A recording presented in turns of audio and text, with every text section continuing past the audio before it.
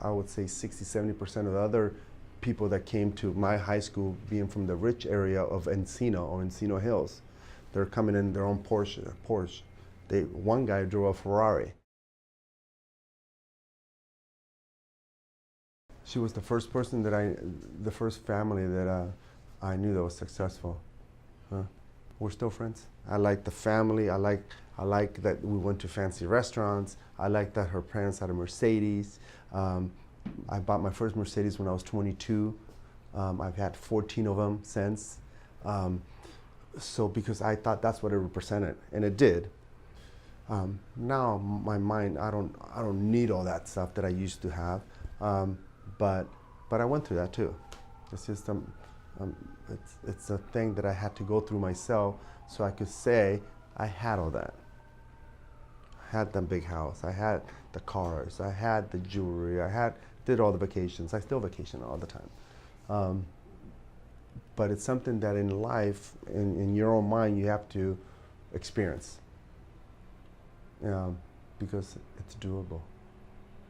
Coming from nothing to having to even living where I live now. So it's an eye opener. My whole family in Chile, they think I'm Mr. Bill Gates, right? It's not like that, but to them, it's a dream that most of them will never ever achieve.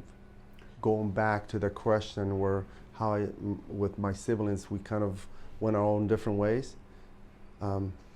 They were dating the same kind of people that I grew up with, and I was dating somebody else that they had a lot.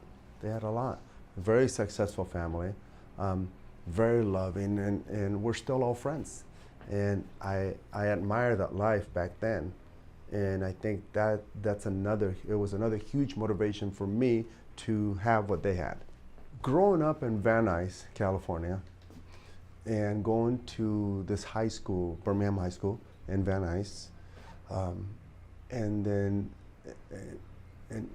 then you have, I don't know, I would say 60–70% of the other people that came to my high school being from the rich area of Encino or Encino Hills. They're coming in their own Porsche. One guy drove a Ferrari.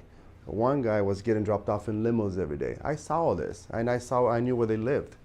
So that motivated me. Even though I was in the wrong side of the tracks, I knew I could do that. And I did, and early on.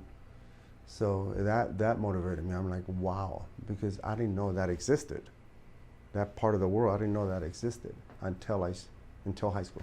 It's a great question, because knowing those kind of people that had a lot more than I did, or friends that had a lot more, I never envied them. I wanted that when I was older, but I was never envious of what they had. I just knew that one day I wanted what they had. And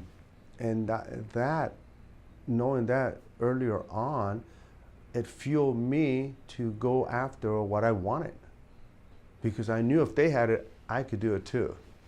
I just had to figure out how to do it, and which clothing gave me the opportunity to do all that stuff.